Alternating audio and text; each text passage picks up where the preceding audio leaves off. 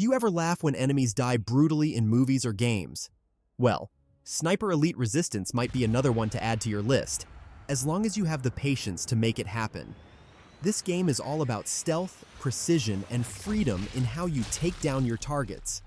If you're the kind of player who loves setting up the perfect shot and watching it play out in slow motion, you'll feel right at home. Oh, and funny story. Somehow, they made de novo optional for single player, which is great, and honestly, I hope more developers follow this approach in the future. As you can see, I don't like to waste your time. In this video, I'll tell you everything you can expect from the game. With that in mind, let's dive straight in. Set in 1944, Nazi-occupied France, you play as Harry Hawker, an agent of the Special Operations Executive. Your mission? Work with the French resistance to sabotage a Nazi superweapon before it changes the course of the war.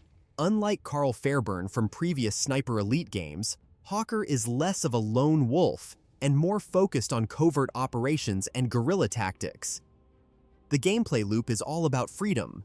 You're dropped into large open-ended levels where you decide how to complete your objectives. You can go full stealth, sneaking past enemies and setting traps. Or you can go loud, using sniper fire and explosives to create chaos. But once you fire a shot, enemies will actively track your location, forcing you to reposition, blend in, or set up the next ambush. This plays a lot like Hitman, but instead of disguises, you rely on positioning, environment, and long-range eliminations. Sniping isn't just point and shoot. You have to account for bullet drop, wind resistance, and even your heart rate before taking the shot. And when you do, the X-ray kill cam returns, showing every brutal, slow-motion impact on bones and organs. Weapon variety and customization are a big part of the game. You can modify your sniper rifle with different scopes, suppressors, and barrels to change how it handles. There are also sidearms, SMGs, explosives, and traps, letting you tailor your loadout to your playstyle. Weapons can be customized between missions, and certain modifications affect range, stability, and noise suppression. If you've played Sniper Elite 5, you'll notice that Resistance is built on the same foundation. The gunplay, movement, and level design feel very familiar, and many of the mechanics, like enemy tagging, kill cams, and invasion mode, return with only a few refinements. Whether that's a good or bad thing is up to you.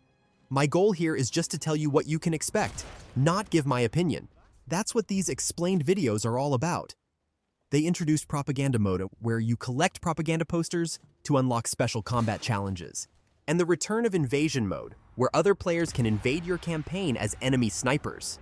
If you're looking for multiplayer, there's also a 16-player competitive mode alongside co-op and survival missions. Worried about getting into a sniper-focused game? You don't need to be. The difficulty scaling is extremely flexible. You can adjust everything from enemy behavior to bullet physics. On lower difficulties, you get aim assist, bullet drop indicators, and more forgiving enemy awareness.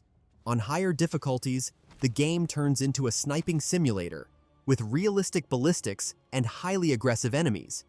Sniper Elite Resistance is available for PC, PlayStation, and Xbox for $49.99.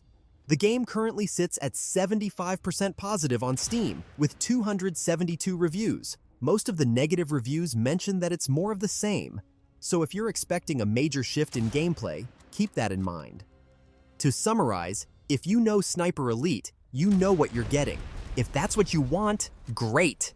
If you're new to the series, just know that it's all about freedom and having multiple ways to approach your objectives.